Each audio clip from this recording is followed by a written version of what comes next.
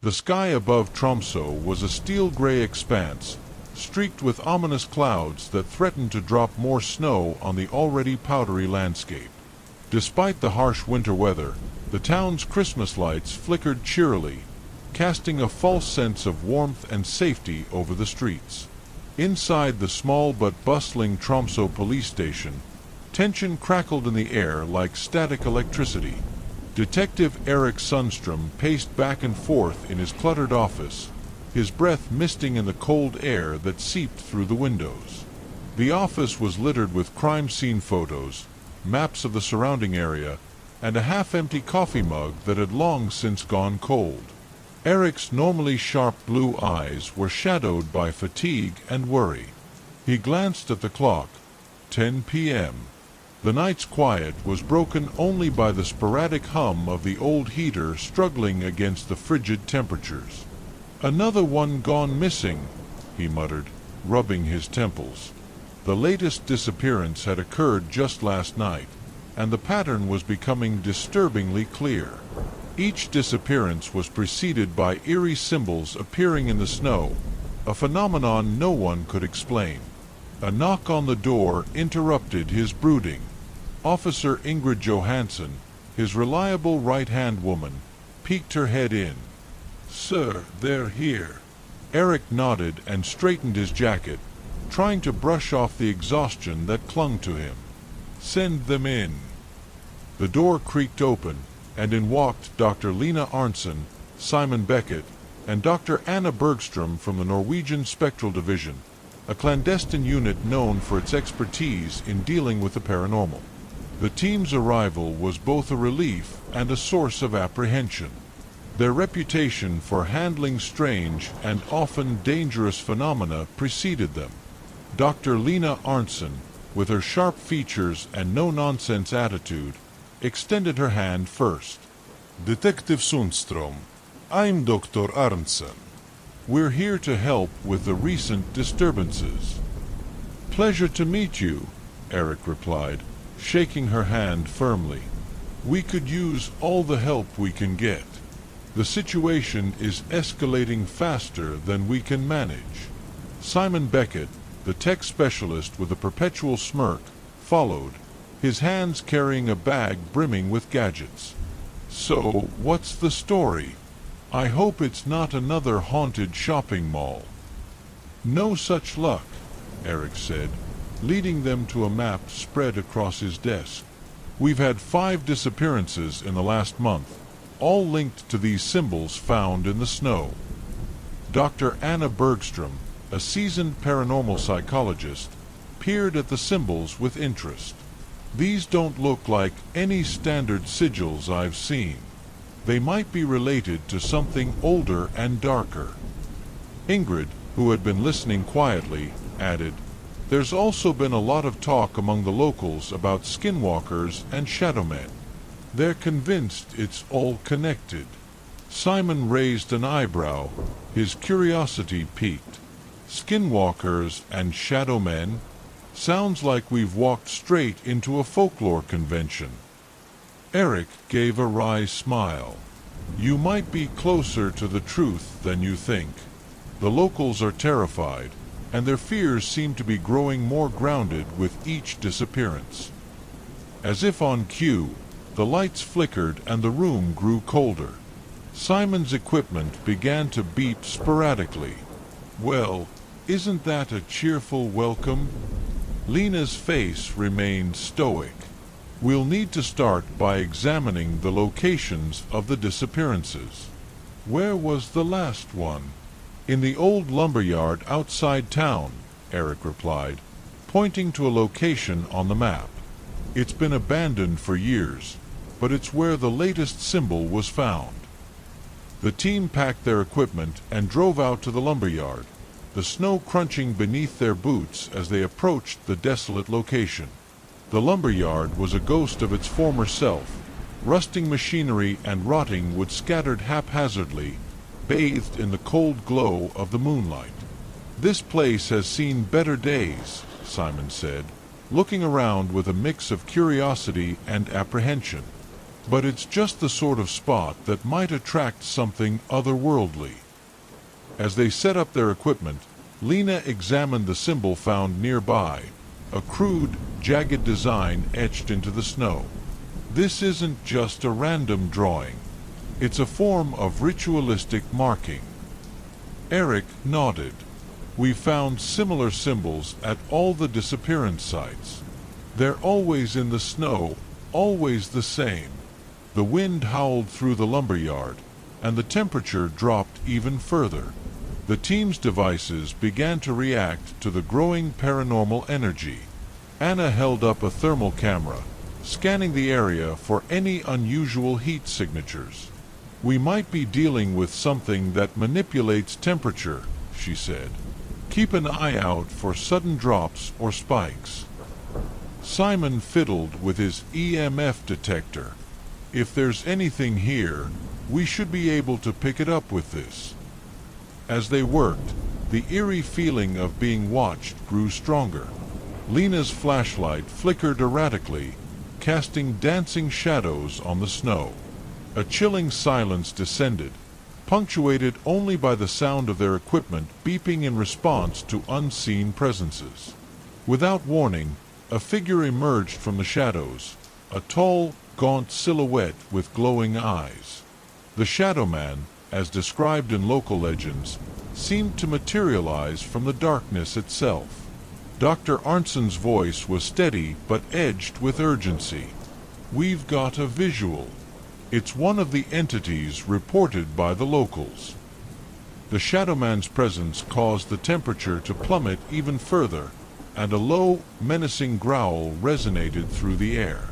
The team scrambled to activate their containment devices, but the entity was fast and elusive. Simon, his face pale but determined, said, "Looks like we've got our work cut out for us." Eric gripped his flashlight tightly, staring into the darkened forest where the Shadow Man had vanished. Let's make sure we're ready for whatever comes next. As the Shadow Man disappeared into the night, the team knew they had only scratched the surface of a much deeper and darker mystery. The battle had just begun, and Tromso's chilling secrets awaited them in the shadows. The chapter ends with the team preparing for their next move, their resolve hardened by the encounter. The echoes of the Shadow Man's growl linger in their minds, a haunting reminder of the cold seemed to seep into every corner of Tromso, lingering like an uninvited guest. As dawn broke, its light barely made a dent in the oppressive gloom that had settled over the old lumberyard. The spectral team gathered in their temporary base, an abandoned cabin near the site. The walls were lined with ancient, cobweb-covered tools, and the air smelled of mildew. Despite the less-than-ideal conditions, the team had to make the most of it. Dr. Lena Arnson reviewed their findings from the previous night. The Shadow Man is an entity of significant power, likely a manifestation of local folklore. We need to understand more about these symbols if we're to make any progress. Simon Beckett, engrossed in calibrating his array of ghost hunting gadgets, quipped, "Oh great! So not only are we dealing with a shadowy figure, but we're also in the midst of a paranormal art class." Anna Bergstrom, poring over her notes, looked up with a dry smile. "Let's hope it's not a pop quiz. I've had enough of those in my lifetime." Eric Sundstrom, ever the pragmatist, addressed the team with a serious tone. "We need to investigate the history of this area, the local legends, the folklore, anything that might give us a clue about why these entities are manifesting now." The team set out, navigating through snow-covered streets toward the Tromso Historical Society. It was a small, cozy building with an impressive collection of artifacts and records related to the region's past. Inside, the warmth and smell of old books was a welcome contrast to the chill outside. At the front desk, Eric introduced the team to the curator, a woman in her 60s with sharp eyes and an air of practiced patience. We're investigating a series of disappearances connected to some old local folklore. We need any records or information you might have on past events and entities." The curator's interest peaked. "You're referring to the old tales about the Shadow Man and other entities, aren't you? Those stories have been around for centuries." Simon, trying to lighten the mood, added, "And here I thought our biggest problem would be the cold.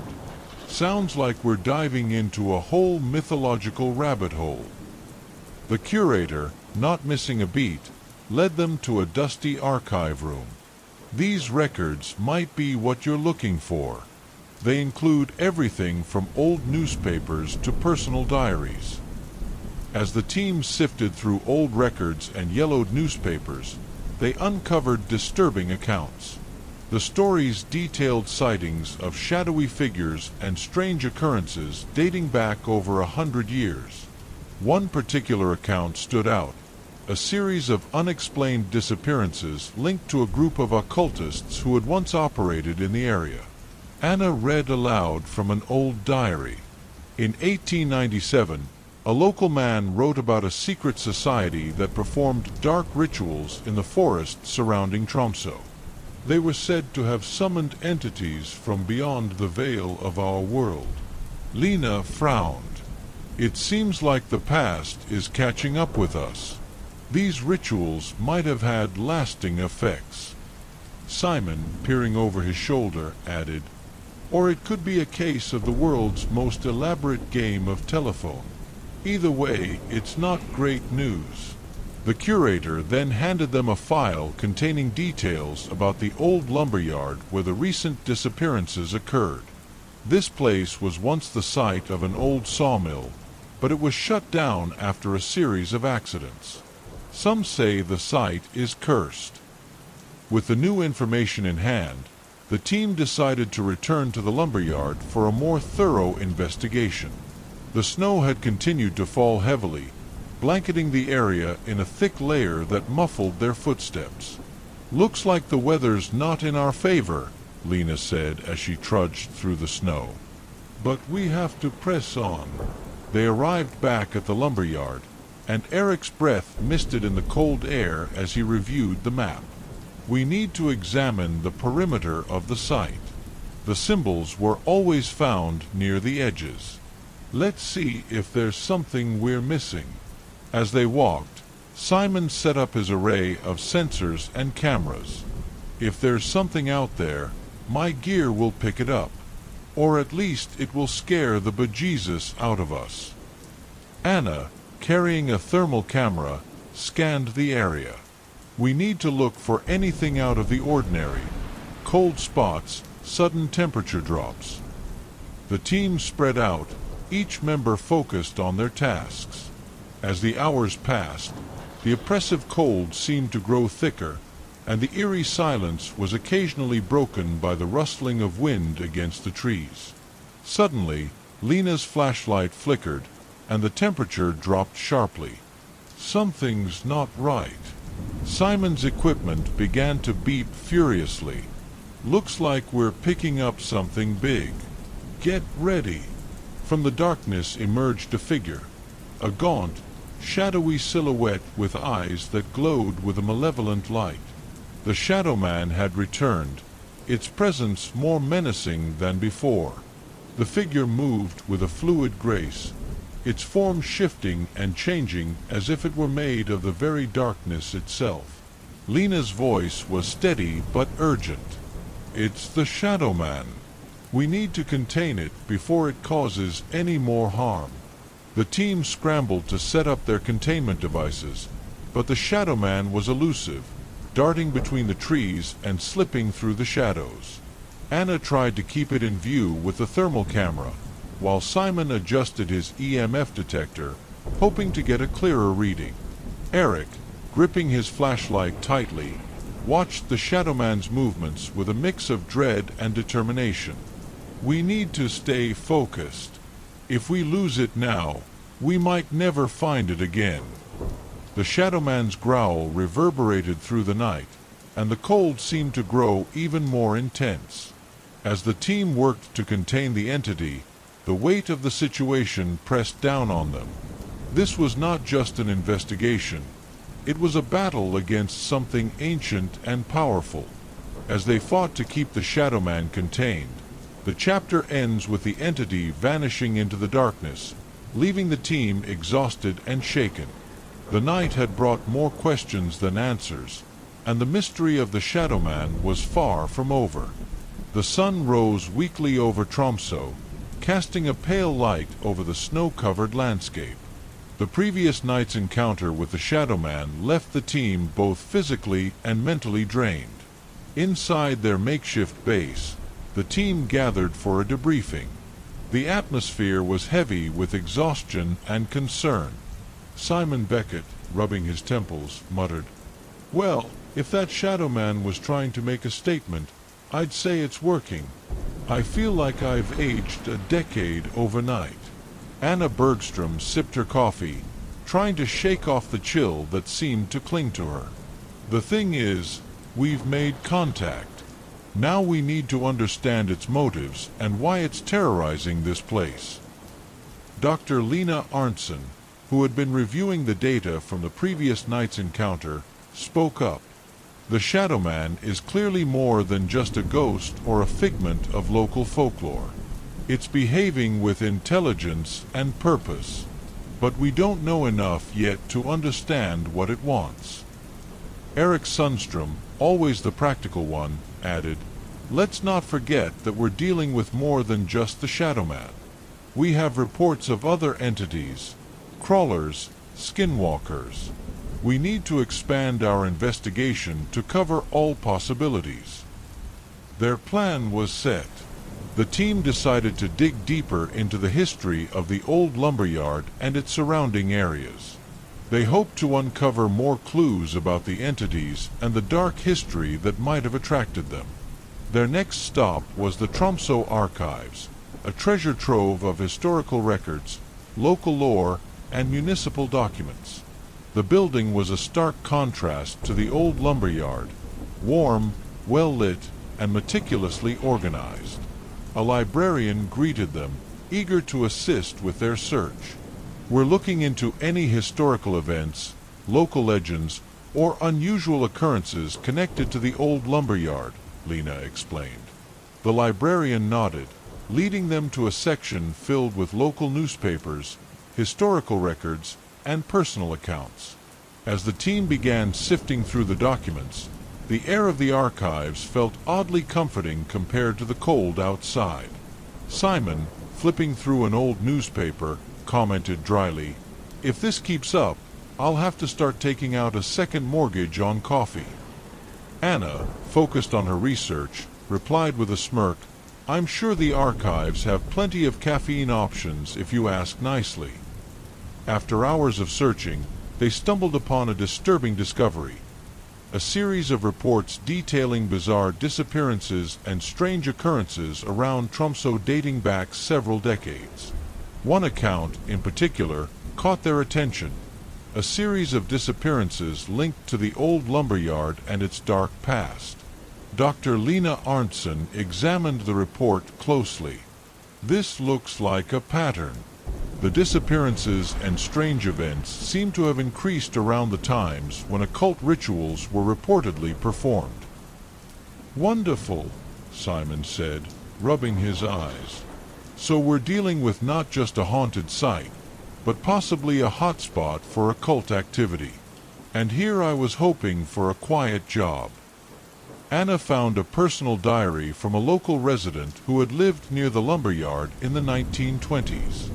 This diary mentions a group of people who were rumored to be involved in dark rituals. They claimed to be summoning entities to gain power. The revelation was chilling. Lena's brow furrowed. It sounds like this place was a nexus for dark activities. If those entities were summoned, they could still be lingering, their presence distorted over time. Eric, always the realist, said, "That might explain the sightings of crawlers and skinwalkers. We need to explore the surrounding forests and any other locations tied to these old rituals." They prepared for another foray into the wilderness, equipped with their ghost hunting gear and a renewed sense of determination. The area around the old lumberyard was dense with forest, and the snow-covered ground made navigation tricky. The team ventured into the woods, guided by old maps and the information they had gathered. The trees seemed to close in around them, creating a sense of claustrophobic darkness despite the daylight. "Just perfect," Simon commented. "If we're not careful, we'll stumble right into a horror movie script."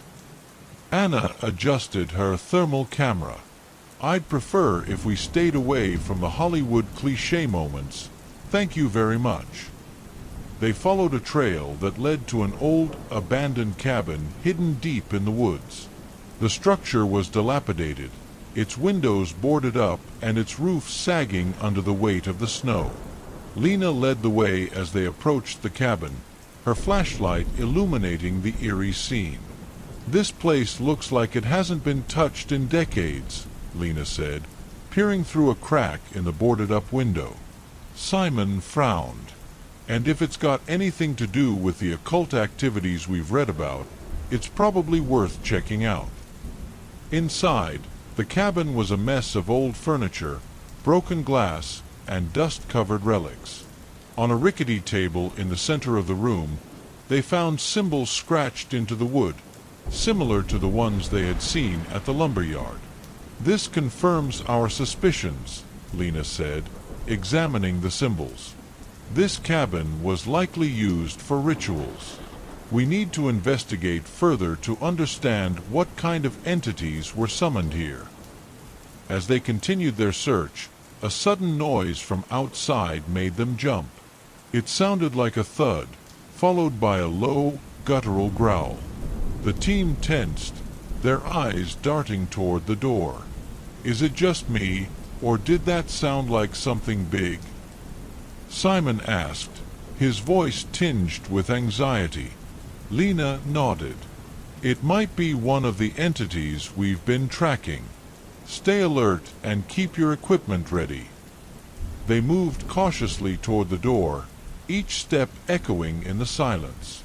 The growl came again, closer this time, and the snow around the cabin seemed to stir as if something was moving through it. As they stepped outside, the forest was eerily quiet. The snow had stopped falling, but the darkness seemed to grow thicker around them. The growl had ceased, replaced by an unsettling silence. The chapter ended with the team standing in the frozen wilderness, the oppressive quiet wrapping around them like a shroud. The tension was palpable, and the uncertainty of what lay ahead weighed heavily on their shoulders. The forest seemed to hold its breath, waiting for the next chapter in their chilling investigation. The snow-covered landscape of Tromso was eerily silent as the team trudged through the forest. Each crunch of their boots seemed magnified in the oppressive quiet. The abandoned cabin stood behind them, a dark silhouette against the setting sun. The growls they had heard earlier still lingered in their minds, an unsettling reminder that they were not alone. Simon Beckett adjusted his headlamp, casting a nervous glance at his colleagues. "You know, if I'd known we'd be chasing monsters through the snow, I might have opted for a nice warm beach instead." Anna Bergstrom shot him a wry smile. "Sure, and let's not forget, monsters on a beach sound like an upgrade. At least they'd be more colorful." Dr. Lena Arntzen led the way, her face set in a determined expression. "We need to focus." The growls could indicate the presence of a skinwalker or another entity. "We need to find more evidence and determine what's behind these disturbances." Eric Sundstrom scanned the surroundings with his night vision goggles. "The cold is intensifying. We should move quickly before the temperature drops further. We're risking hypothermia just standing around." They pushed forward, their breaths forming clouds in the icy air. Lena led them to a nearby clearing where the trees parted to reveal an old, overgrown cemetery. Weathered tombstones jutted out from the snow like jagged teeth, their inscriptions worn almost illegible. "This place is unsettling," Anna murmured, her breath fogging up her glasses. "Looks like something straight out of a Gothic novel." Simon shivered, even through his layers. "You mean the kind of novel where you'd end up as the first victim?" Ignoring his comment, Lena approached one of the larger tombstones, which bore strange symbols and runes. "These markings are similar to those in the cabin. They could be related to the rituals performed here." Eric took out a digital camera and began photographing the symbols.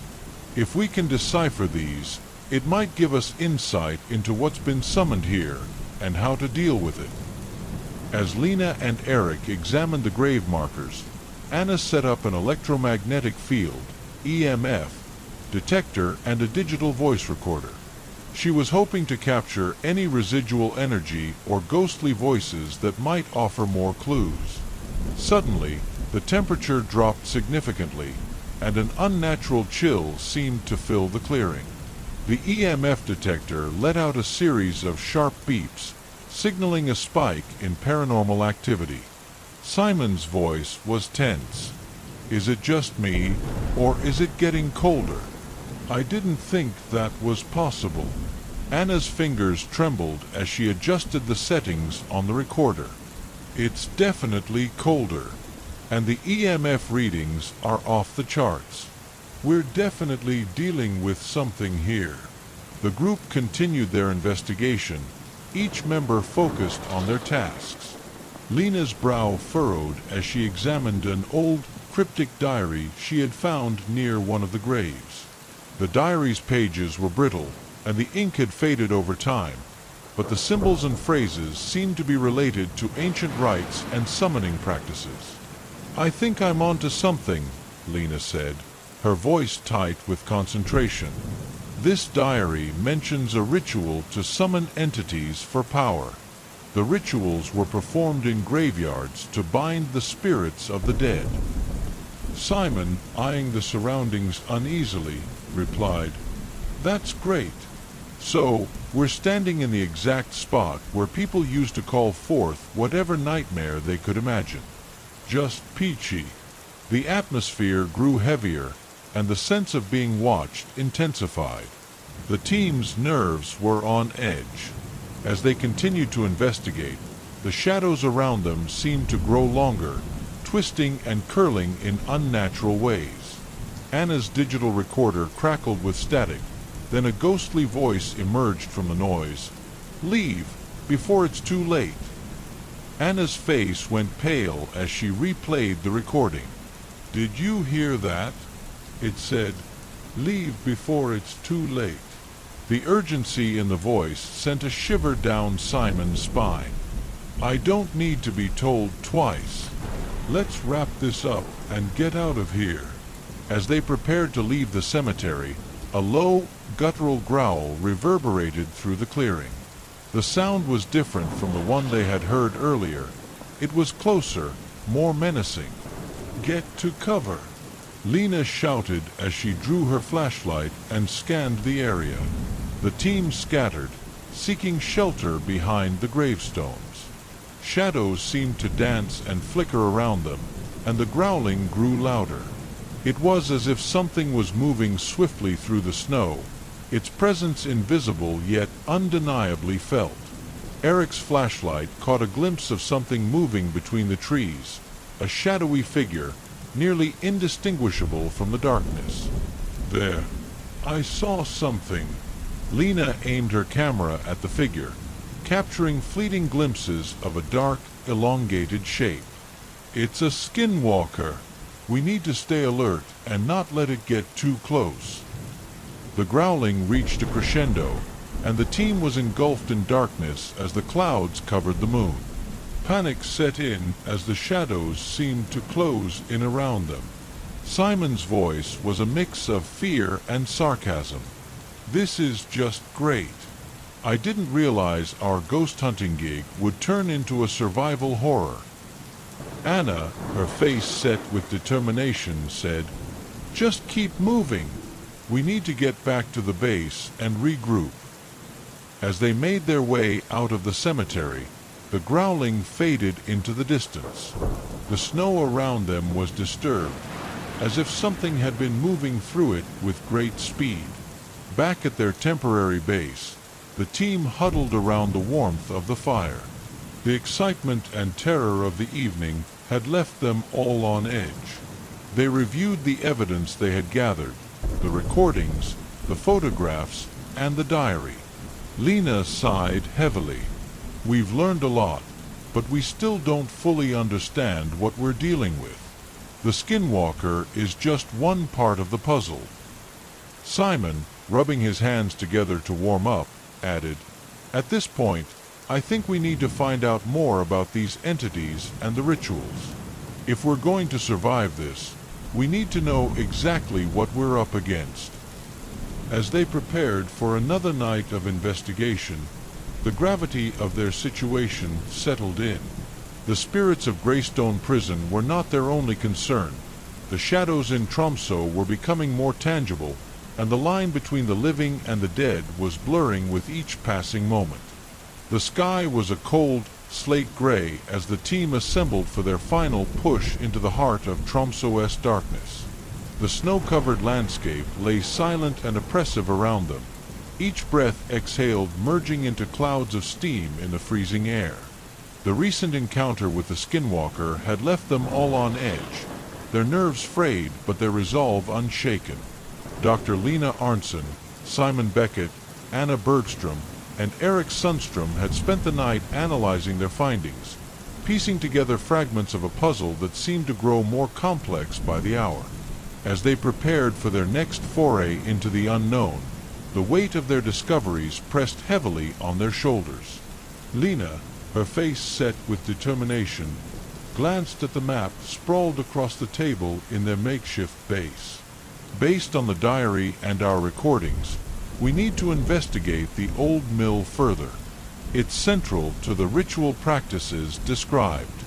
It's where the most intense activity seems to be centered." Simon adjusted his flashlight and grinned wryly. "Great. I've always wanted to explore a mill haunted by demons. Sounds like a perfect way to end our expedition." Anna chuckled despite the tension. "Just remember, we're only hunting for ghosts, not ghosts hunting us." Eric, scanning the area with his thermal camera, added, "Let's hope so. The last thing we need is more skinwalkers popping up. I've had enough of those to last a lifetime." With their gear packed and their spirits steeled, the team set out for the old mill. The structure loomed in the distance, an ancient, weather-beaten silhouette against the snowy landscape. It was a stark reminder of the darkness that had seeped into the heart of Tromso. As they approached, the mill's imposing facade seemed to breathe with an ancient, malevolent energy. Lena led the way, her flashlight casting long shadows on the crumbling walls. The mill's exterior was covered in layers of frost and decay, its wooden planks warped and broken. Simon let out a low whistle. "This place looks like it's been frozen in time. I guess the ghosts have been here longer than we've been alive." Anna set up the EMF detector and other ghost hunting equipment around the entrance. "Let's see if we can pick up any residual energy before we head inside." The EMF detector immediately spiked as they entered, the needle jumping erratically. Lena frowned. "The energy readings are off the charts. Whatever's here is very powerful." Eric led the way with a flashlight, the beam slicing through the darkness as they ventured deeper into the mill. The air inside was thick with dust and the faint, musty odor of decay. The machinery, long dormant, stood like silent sentinels in the shadows. "Don't get too comfortable," Simon said, trying to lighten the mood. "Just because it's quiet doesn't mean it's safe." The team split up to cover more ground, each member equipped with ghost hunting tools and protective gear. Lena moved cautiously through the main floor, her eyes scanning the walls for any signs of the symbols or rituals they had read about. In a corner of the mill, Anna's digital recorder picked up a series of chilling whispers. She replayed the recording, her face going pale as she listened to the distorted voices pleading for release. "They're asking for help. This place is a prison for these souls." As the team regrouped, Eric's thermal camera revealed something unsettling. There's a heat signature moving in the lower levels. It's too irregular to be human. Lena's expression grew serious. That must be the source of the disturbances. We need to investigate further. They descended into the basement, where the temperature dropped sharply. The air was even colder here, and their breath misted in front of them. Shadows seemed to shift and pulse along the walls, as if they had a life of their own. The group reached a large steel door at the end of a dimly lit corridor. Lena examined the door, which was marked with strange symbols similar to those found in the diary. "This is it. The ritual chamber must be behind this door." Simon tried to push the door open, but it was stuck. "It's locked tight. Any chance our ghost hunting gear includes a crowbar?" Anna pulled out a set of tools and began working on the lock. "I'll see what I can do, but I wouldn't hold my breath." After a few tense minutes, the door creaked open, revealing a dark, cavernous room.